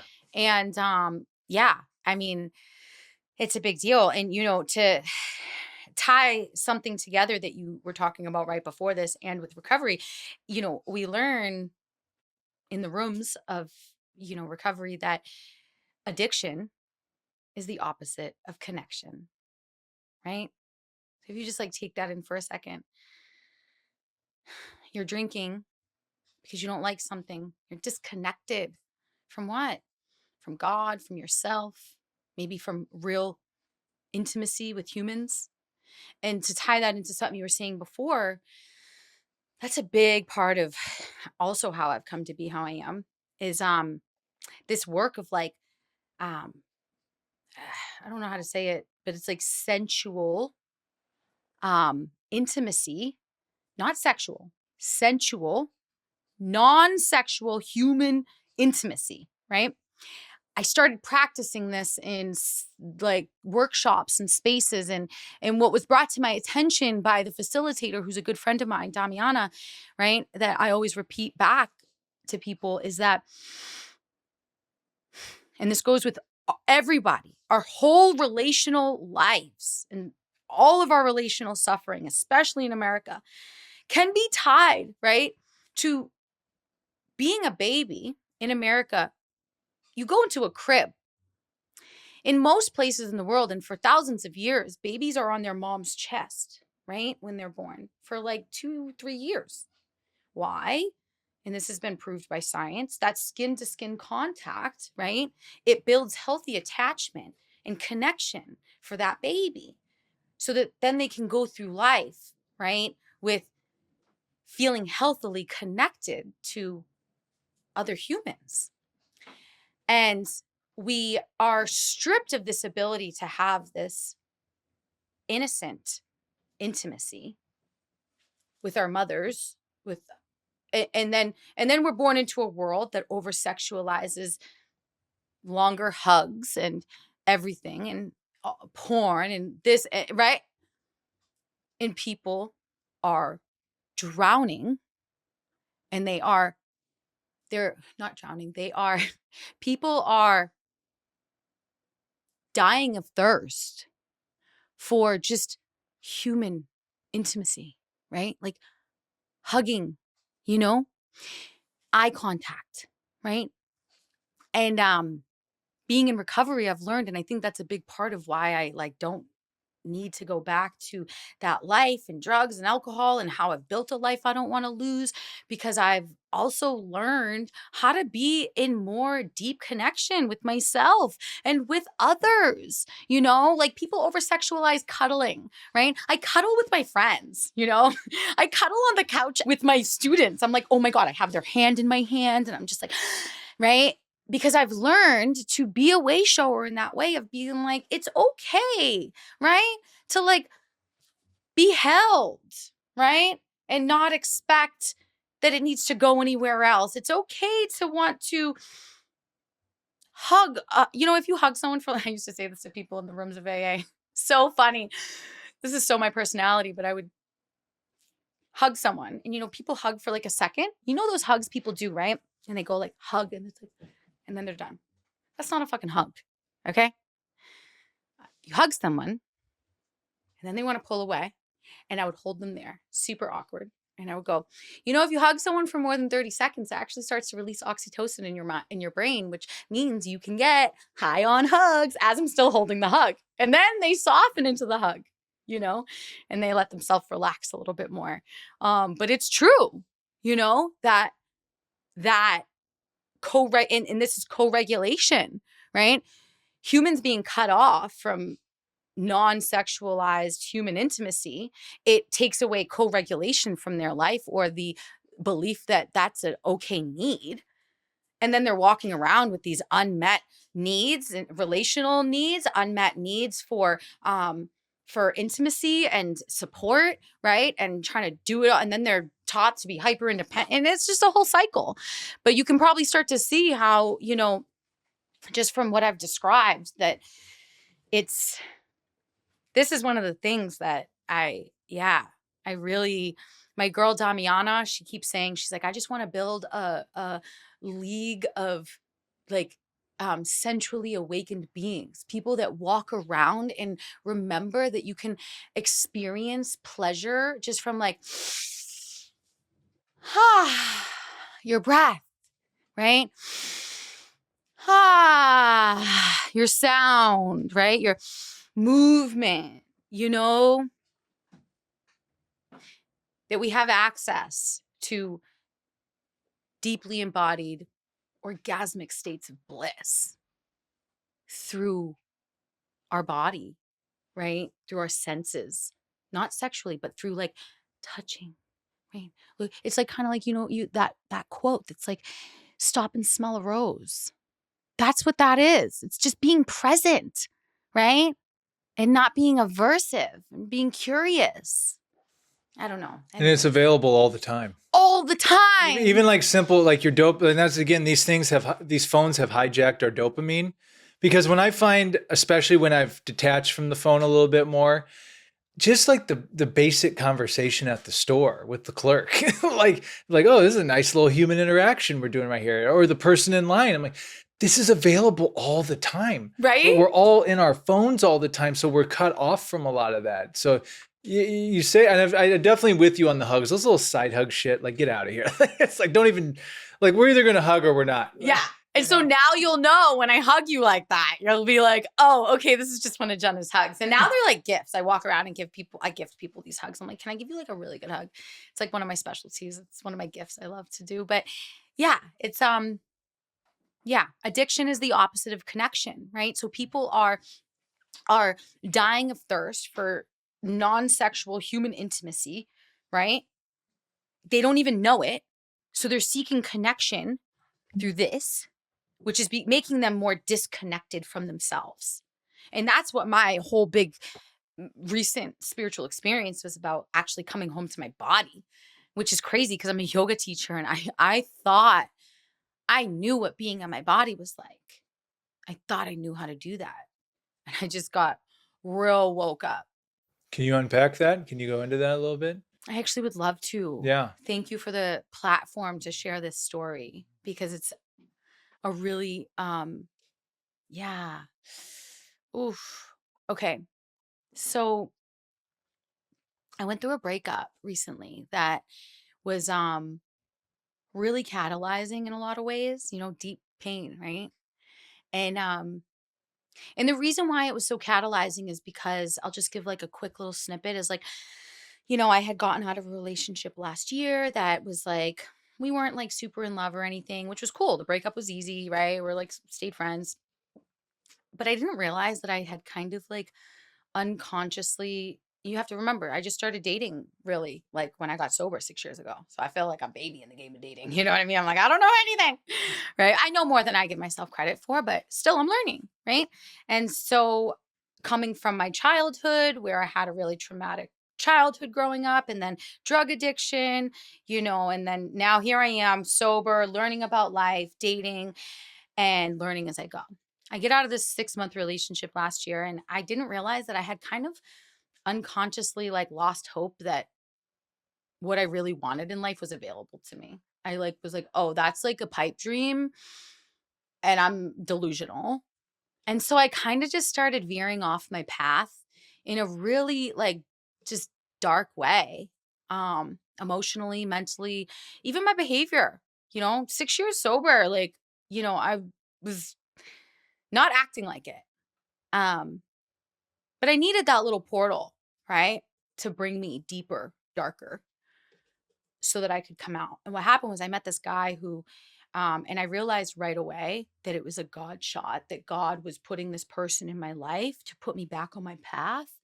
And so it was just like the best love I had ever experienced up until that point in my life. And it showed me the energy of like what I want, right? Like how I want to be treated and engaged with in a loving relationship. And it was so fun and so amazing and beautiful. And then it was like a whirlwind romance though. And it ended. It was like 40 days. It was like Lent. And it was beautiful and great and in so many ways. And then obviously not in some ways and difficult, whatever. Long story short, that relationship ended. And, um, it was like, I not only had the realization when we got together that I was um, deeply confused and lost, and that, oh, this is what I want. What am I really devoted to in life? Right. And I'm putting my energy towards this shit. Nah, like it reminded me that of what I want, what I'm devoted to, and that what I want is available and to just keep going. Right. It was like God saying, like, it was like, God was like, baby girl, I'm so sorry that you forgot, but like, let me give you something so real in the physical world so that you're sure of and that you can keep going. Here it is, but you're not ready for it. Keep going. It almost makes me want to cry right now because it was like such a deep message already. And I got that in that relationship, but then the relationship ended, which was so catalyzingly painful. Woke me up to a whole new host of my things that I can work on and heal in terms of relational dynamics and within myself. So I thought I had, I've been on this journey, and this is why I'll always say, like, learning to love yourself, it's not like a one-time thing. It's like a lifelong journey, right? Because we're always becoming new people and growing new layers. And so, I basically had a big realization after this breakup that I needed to set a boundary, a no contact boundary with him so that I can take some time to heal and move on, which in and of itself I was super proud of. I was like, "Oh my god, like a couple years ago, it took me like 2 years to finally tell my ex like, "Dude, leave me alone," right? But this time I was real tuned in. I was talking to my inner child, and I realized, "Oh my god, I got to protect her. It's torture for her to talk to him or see him. Like, I get to do this for myself and for her." And it took a lot of bravery, right? It took a lot of courage, but I knew I have the courage within. I just need to use it. And I did. I set this boundary. And what happened after I did, I made this phone call, was like a medicine journey. And so I knew as soon as I set this boundary that I was going to be upset and I was going to be emotional, right? But I had just woken up to realizing that I have been unconsciously disassociating, even through my whole recovery, right? I feel like this story is kind of messy. I'm sorry. We like messy on the Sam Dever podcast. Okay, I'm like, you can cut it together so it makes more sense, right? I don't know. No, you're actually uncovering a lot of deep truths here in this realm. Yeah. Because just to quickly Please, interject, yeah. relationships are messy, man. Like, Ugh. it's messy, it's tough, it's hard. It it's so difficult because you're playing with the highest level of emotion possible, Mm. in my opinion. Like, because so you don't think straight and you don't make good decisions because it's emotion. Mm-hmm. And I mean, kudos to you for like having that awareness of that. Because how much of us go through life that are ruled by some of these relationships that they shouldn't even be in, Mm-hmm. uh, just because you're stuck with emotion. And I got it. Yeah. Yeah, I understand everything you're saying. Thank you. No, To sum up what you're saying, then. no. Let me tell you this story. Okay. Okay. So after the breakup happened, I was catalyzed into really deeply realizing that I had a lot more inner work to do, and that inner work had to do with my inner child, right? I thought I had learned how to resolve emotions by being with my feelings. And what became apparent to me was, and I'm a yoga teacher, so I thought I had learned how to stay in my body. And I teach inner child healing groups at rehabs, right? So I did this work with them, and I was in a meditation where my root cause memory of like all of this came up, right? And it was being 5 years old in my bedroom, making the decision, which is a limiting decision, a limiting belief, that it is unsafe to be in my body and that I must leave it, right? And so I'm hearing, abuse happening in the hallway. And that's what the 5-year-old decided. So my whole life, I went through life just disassociated, which, if people don't know what disassociation is, it's basically when the feelings in the body are too much to bear, or when you haven't been taught how to sit with those feelings or cope with them in a healthy way, right? Then you typically will go to the mind and start overthinking. And then in Buddhism, right, we learn that the untrained mind is just creating suffering, right? So then the suffering that the mind creates becomes too overwhelming, right? And so you leave your body, right? And it's kind of hard to picture, but if you picture like a ball of white light, right? You can, and I've kind of guided people through this to understand it. If I tell you to imagine this light inside of your belly, your consciousness is now in your body, right? If I invite you to imagine this consciousness, this ball of light in your brain, right? Now it's your consciousness is in your head, it's in your mind, right? And then if I ask you to bring it outside of your body, you can. And then some people can even experience it as like a remote viewing where they can see themselves. I never did. So it was really tricky to me. So here's the part of the story that this was all leading up to is I learned that I've been unconsciously disassociating. So what I thought was me staying with my emotions to resolve them, right? Was actually me just going there long enough to then stay with the emotion for a moment and then leave my body. And because the crying stopped, I thought, oh, the emotion is resolved. So after I set this no contact boundary, right, which was about a week after the experience I just talked about, of realizing that root cause and being like, oh, I've been unconsciously disassociating for so long. Oh my God, this makes so much sense. I got to learn how to really be in my body more. I got to do more inner child work. And that seemed like just the all of it. But then I set this boundary with him and I started experiencing deep emotional pain. And I was so desperate to liberate myself from the suffering that I was feeling that I was like, I'm doing it. I'm staying in my body. I'm staying with my heart. And I was crying. And then all of a sudden the crying dissipated. And I was like, there's no fucking way, dude.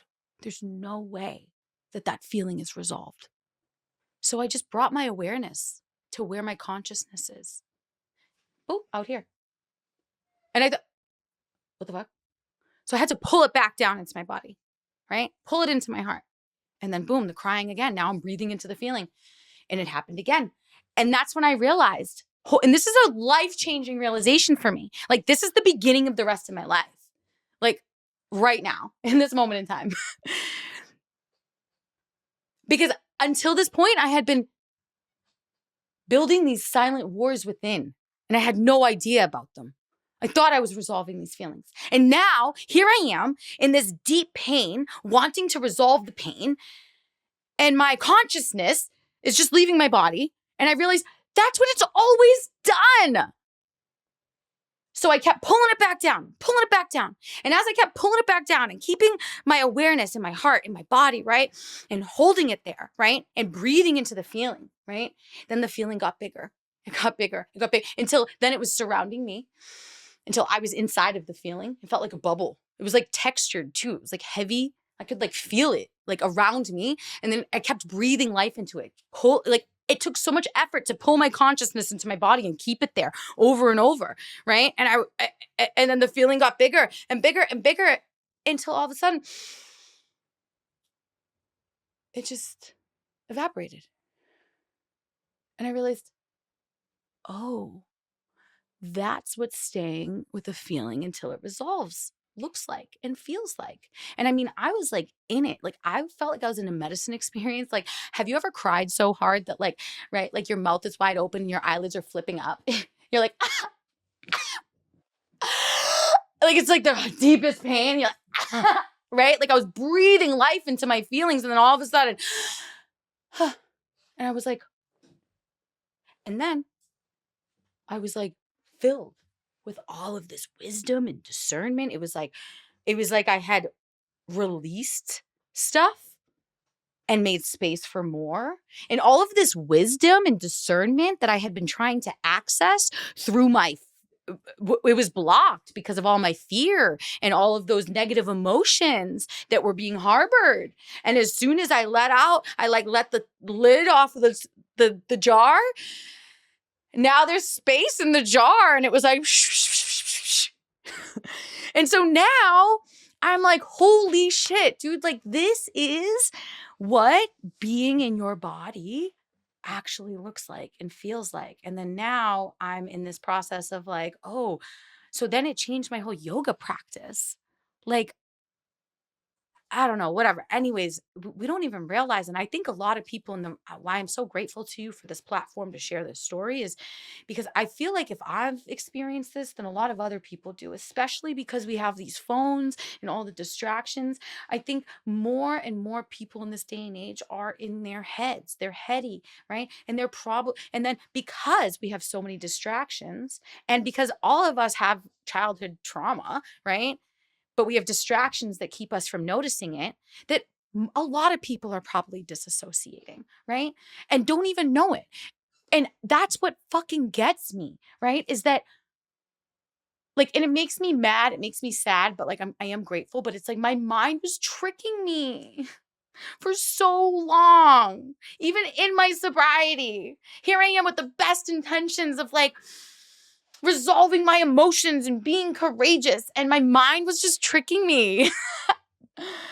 And then here I am, and then I'm like, I'm 34 years old, I'm about to be 35, and I'm like, and I'm just learning this. Now I feel like I'm like, I should do it. Whatever. I'm not even going to be hard Dude, on but myself. nobody's learning that in their 20s. Like, no way. I don't even know if you're capable. Seriously. Like, Yeah. but like this is such a theme that like I've kind of witnessed it. It's especially in the 30s is when you realize these blind spots that you're talking about. And it is frustrating. You're like, oh, what do I even trust now if I can't even trust my own mind and a lot of things? Yeah. But it's also beautiful at the same time because it lets you see that you actually have such an influence on, you almost get to choose what you want to believe in a way. So where you want to put this energy, and then you can challenge anything. You don't have to take anything as it is. You can be like, well, maybe there's a way around that. Maybe this is a trick and stuff. So it's actually kind of beautiful because it empowers you. Yeah. You know? It is empowering. And I'm going to be honest, I'm having like a freaking moment about it where I'm like, picture like a little girl like stomping her feet, like being dragged to something she doesn't want to go to. Like that's how I feel about it inside, even though the adult version of me is like, wow, this is so exciting. This is the beginning of the rest of my life. I actually now, because I would always hear people talk about self-love and like deeply loving themselves. And like I wanted to believe that I was there, but something told me I wasn't. You know, and what told me truly that I wasn't was my patterns in relationships, right? Like of being so great when I'm by myself, but then somehow my life just going to shit slowly but surely because I'm not deeply embodied in my own heart like I thought I was, right? Um, that I would lose myself more in relationships and that suffering of that, right? Of relationships not working out and blah blah blah is what led me to that desperation. And so now I'm grateful because now I again almost like my big awakening back then, I see the light at the end of the tunnel.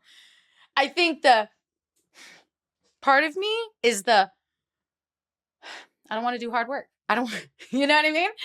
There's nothing that's going to substitute time and unconditional presence with my And you're heart. allowed to feel that, frustration, that, stomping tantrum. You're like, because everyone else is feeling it too. So you're allowed to feel that. It's just, Thanks, you Eric. just can't let it, Run my life. run your life. It's like, okay, hey, I feel you. I'm going to give you your space to feel it 10 minutes, but then, Yeah. sack up and keep going. You tell I it to fucking yourself. love you. Yeah. I fucking love you for saying that. I'm a Boston girl. Where are you from? Ohio. Oh, okay. I know nothing about Yeah. Ohio. I don't know anything about Boston.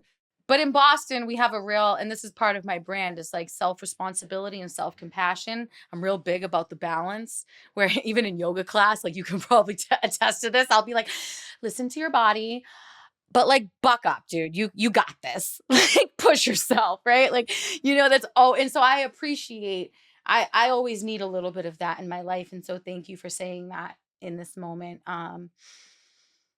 Because you're right. And that's been such a big part of my healing too in this journey recently is parts work, inner child work, but specifically parts. We have a bunch of parts of us, right? Like our psyches are just fragmented psyches, like of all the different kids that we were, all the different teenagers that we were, all the different adults that we were. Same like our body is just a collection of different pieces, right? The Buddha says it's 32 parts, right? You got nails and skin, and it's kind of gross actually. It's just like blood and like, you know what I mean? And we identify with this body, but we don't take it personally that it does things we dislike, right? But the mind, same thing. The mind runs. The mind's job is to do all these backflips, like be dramatic and come up with things that you don't want to think, right? And we take it personally, like I just was, right? And we realize, oh wait, that's just a part of me. That's just a part of me that I can let her have her moment and have her temper tantrum, but she can't drive the car. Right. And that's been like my favorite analogy about parts work and inner child work and inner teenager work is like, you can be in the car. They deserve a seat at the table. They just can't drive. They're not old enough. They're not wise enough, I should say. But You make me want to go on a 10-day silent retreat now. oh my God, wait, you should. I've been I'm looking them up actually, but to your point, because I'm like going on a 5-day in May. You should do it. where at? Joshua Tree. Oh my gosh. Through Refuge Recovery. Oh my gosh. Yeah, you should come. I'll I've tell you heard, after the podcast. yeah, I've heard some amazing experiences from those. But really, side note, I don't know if this is true or not, but I heard that Jared Leto went on one right before COVID hit. So it happened while he was on the retreat. And when he came out of the retreat, like the world had changed, like literally. So I just, Whoa, that's so trippy. because you don't have phones, like you're not talking to people. And I've heard stories where people are like they go insane because I'm getting to what you were just talking about. And I've done one. I did a 7-day retreat before. So I know what you're saying. Yeah. so just to go back to what you're saying, so I understand correctly, it sounds like you found a way to conquer these things that normally majority of us would go to any type of distraction, whether it's conscious or or unconscious or not, to avoid. It's like when Gandalf fought the dragon in Lord of the Rings. That's a terrible analogy, but like you fought the dragon. You slayed the dragon. No. That's what I'm trying to say. Like you slayed and you faced the dragon. Yeah. Thank you for that reflection. Yeah. Yeah. I know. And it's funny because even like I am a hypnotherapist, an NLP practitioner, and like a laws of attraction queen, right? Like, people know me as being like super positive, right? Silver linings. That's the name, going to be the name of my podcast is serial optimism, right? Because like that's my vibe.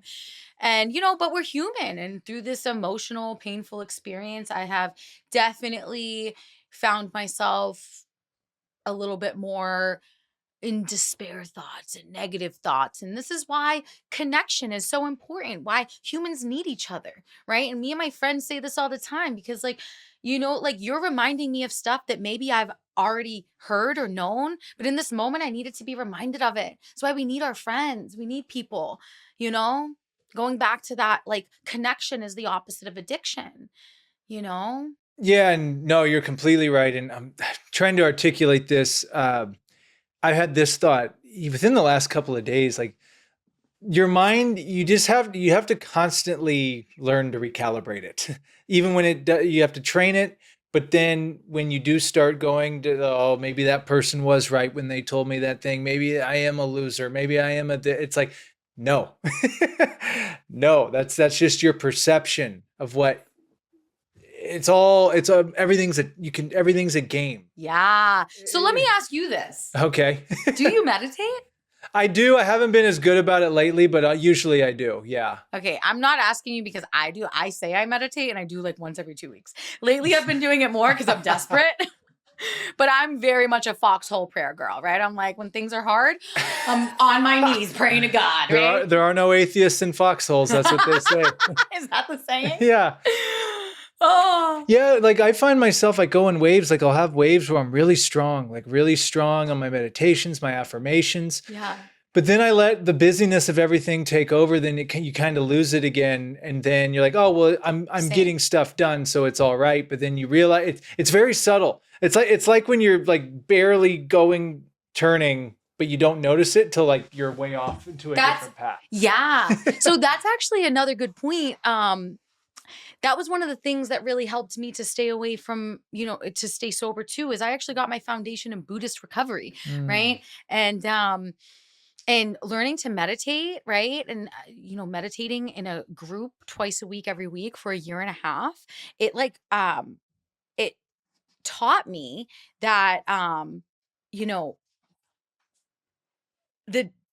that feeling of being okay. So that when I started to do what you were just saying and veer off, for me, that's like the relapse before the relapse.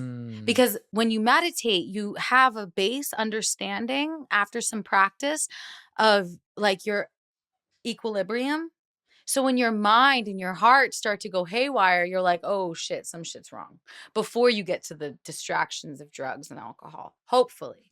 But so that point you just made, and really what I want to say is you would love going on a retreat. Vipassana is Vipassana meditation is like the most ancient form of meditation. And it's the process of first becoming aware of your breath and cultivating focus, and then your breath in your body, and then the feeling tone, and then observing the contents of your mind, and then becoming the observer of the contents of your mind, right? And then when you do engage with the contents of your mind, recognizing this is one of the most beautiful things in Buddhism, I love it, that there's only three wise responses to anything: compassion, forgiveness, or non-attachment, non-clinging, right?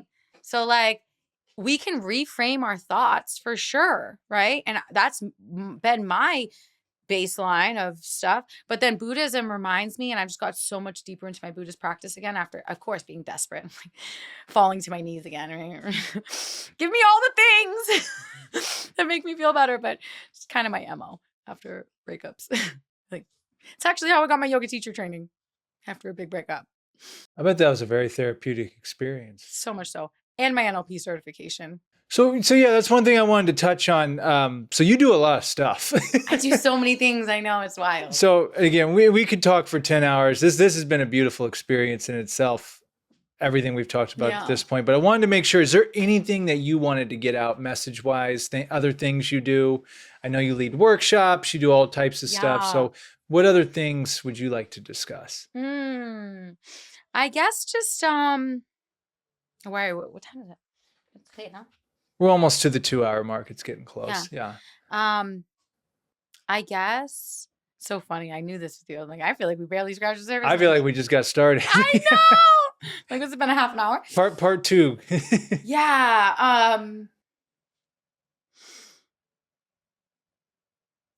I mean, I guess just a little bit more about where like what I'm doing now in life and like what I'm passionate about, because I've shared a lot about my past and that's my great. sufferings, right? I've been all stomping my feet the whole time. So you're doing lots of great stuff. What all you doing now? And in reality, like I said, I've been building a life that I don't want to lose, and I'm super grateful, finding NLP and hypnotherapy really is just subconscious reprogramming, right? I really value the connection between the mind, the body, and the soul. And I'm really deeply passionate now, not just deeply passionate, but deeply embodied in the wisdom, because it's been my learning, my healing journey, that the body, the mind, and the soul, they work and evolve in tandem, right? You can only evolve your body so far before your mind and your heart need to catch up to, right? You can only evolve, right? That's of my belief. That's how I believe. But the reason why that's important is because that's what's fueling my work. So I became an NLP practitioner and a hypnotherapist about 1.5 years ago, which is where I got all the subconscious reprogramming like down. I did hypnotherapy a few years ago and I loved it. And it changed my life. And so I knew, I was like, okay, then, dance and yoga are huge parts of my life. Like they are prayers for me. They are where I go to move energy, to be in my body, right? And then now I thought I had inner child healing as a thing, but now this most recent catalyst has really shown me that like this is the depth of my work, is inner child healing, parts healing, subconscious reprogramming, and body, right? Because you got to think about it, right? You can get a concept, and we're really big on this in the spiritual community. You can get a concept in your mind, right? You can have a belief, but that belief needs to go into your DNA. You got to move it into your DNA. You can dance it in, right? You can move it with, right? Or even in yoga, when we say like freedom movement, right? Just listen to your body, right? Like the body, the mind, and the soul all work together. And when you and I've done this, I thought I could just reprogram my mind, and I did a whole butt ton of that for the last 1.5 years, right? But it didn't fully make all of my sufferings go away, right? there was more soul work that needed to be done, and they all needed to happen for me to get to where I am. And so that's how I want to help people in my coaching practice, and help people realize like there is so much light at the end of the tunnel, and we can remove these blocks, and these negative emotional blocks, and these or negative emotions and limiting beliefs from your nervous system and your body and your mind. We can remove those, right? We can work these new wisdoms into your body, extract other new wisdoms from your body, and then integrate that on a soul level. And through this process, you find more joy. And joy really is like the vibration of my soul. So it's kind of funny because I've been like, meh. um, but really though, I'm just like super like happy person. That's my specialty in life. And that's why I'm so passionate about like self-responsibility and self-compassion, because that's a big part of how I got to where I am. It's like, like thank you for the flowers you gave me earlier when you were like, because that's how I've gotten to where I am. It's like I've learned to be soft on myself, but I also know how to hold myself accountable. And I want to be able to continue showing other people, guiding other people to do that. And I really am just so passionate about, yeah, helping people heal their childhood trauma so that I can help them heal theirs, so that they can have happy relationships and just happiness in their life, I guess, yeah. I don't really know. I wish I knew what messages. I wish I thought about that earlier, but yeah. No, that's beautiful. And again, no, I really, it's funny because when we started this conversation, it's like yeah, I had an idea, but this is one where, man, it totally surpassed whatever I thought this would be in a beautiful way. Yeah. And I just appreciate your openness and your, this was truly a conversation Yeah. this I'm evening. grateful for that. Yeah. No, and you wrote, tell me about your book real quick while we're. Oh, yeah. Yeah. Oh my God. Okay. So actually, I was going to say to you earlier, you would actually enjoy it because you touched on something when you were, giving me some, or when you were explaining about how relationships are so challenging because you're in these emotions. And so actually, my book was inspired from when I got sober, right? I hadn't been in a relationship in like 8.5 years, right? Like drugs and alcohol were like my significant other, right? And then I got sober and I love, right? And I got back in touch with that and I was like, "Oh my God, I want to like experience love again." And so I went on this little journey of like getting myself more prepared for that, like learning about Brene Brown and radical vulnerability. And then I started falling in love for the first time in sobriety. And in the beginning of a relationship, you have all these overwhelming good feelings, right? But then you're like, you don't want to be too much and say them. And so they started pouring out of me in like poems and journal entries. So it's like I couldn't tell him I love him yet, right? But like I could like say it on paper or whatever. And actually what the book ended up becoming about, or what my poems ended up being about, which is what the book is about, is basically that, in order to, and this is kind of what this whole conversation is about, which is kind of funny. In order to feel the ultimate levels of love, you got to be willing to experience the deepest levels of pain. Yeah. And so all of my poems were about like building the courage to keep feeling the pain that came with the sticky crunchiness of navigating new love and not knowing how to do it, right? And like navigating, like doing that, um, mixed with like wanting to be in love feeling, right? And so the book is actually a collection of journal entries and poems that are about a year's worth in chronological order. So it's kind of like a story of that relationship from like beginning to end, but really about my journey of, um, yeah, learning to love in a relationship again. I'm going to go buy that. Oh, God. Where do we get it? That sounds I'm incredible. just kidding. It's just super vulnerable. I think what's vulnerable is that there's this dedication in the beginning of it to my ex. And I'm like, I need to go take that out because I don't feel that way anymore. But whatever.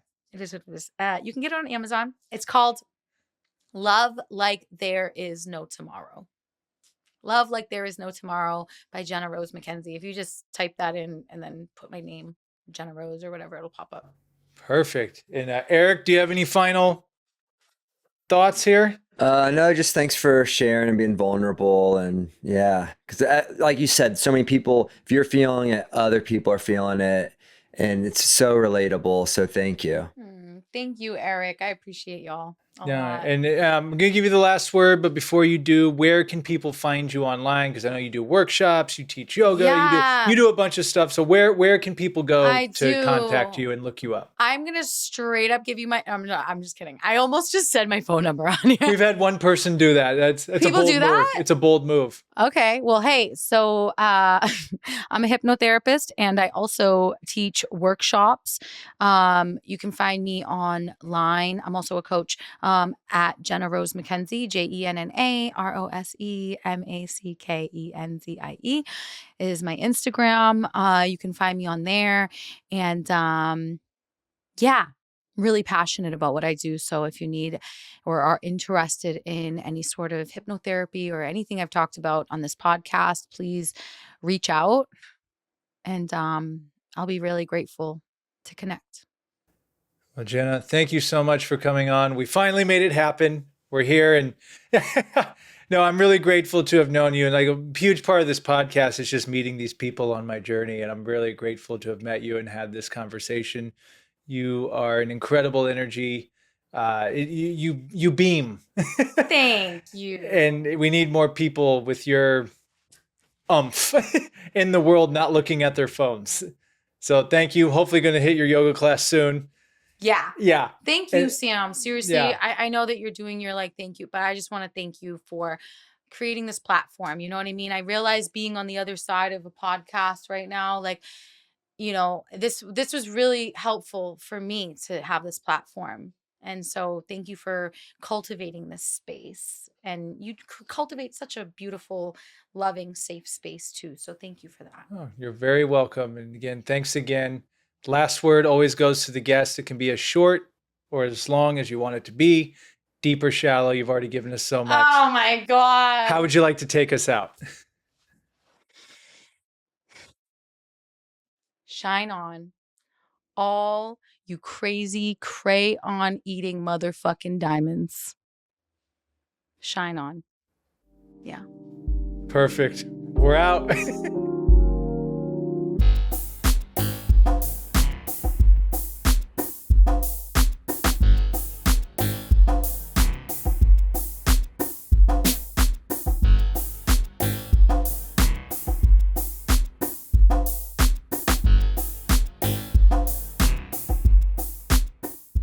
Hey everyone, thanks for watching the Sam Dever podcast. Be sure to subscribe to our YouTube channel, youtube.com/@the Sam Dever podcast, and give us a follow on Spotify and Apple Podcasts. See you soon.